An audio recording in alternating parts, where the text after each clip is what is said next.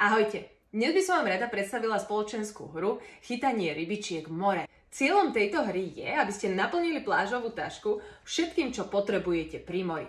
Jednoducho to urobíte tak, že budete hádzať takou farebnou kockou. Podľa toho, akú farbu hodíte, takú morskú potvorku si z mora musíte uloviť a následne podľa farby potvorky si zvolíte príslušnú vec, ktorú vložíte do tašky.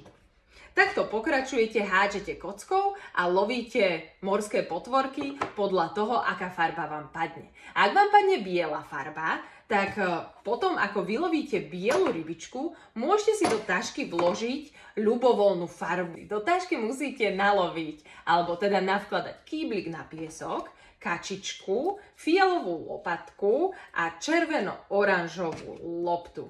Deti okrem toho, že sa učia trpezlivosti, trénujú si jemnú motoriku a dodržiavanie pravidiel si pretrénujú krásne aj základné farby. S hrou sa môžete samozrejme hrať aj iným spôsobom. Môžete len loviť rybičky, alebo si vkladať príslušenstvo do tašky, alebo čokoľvek vás ďalšieho napadne. Hra je naozaj milá, multifunkčná a verím, že detičky dobre zabaví.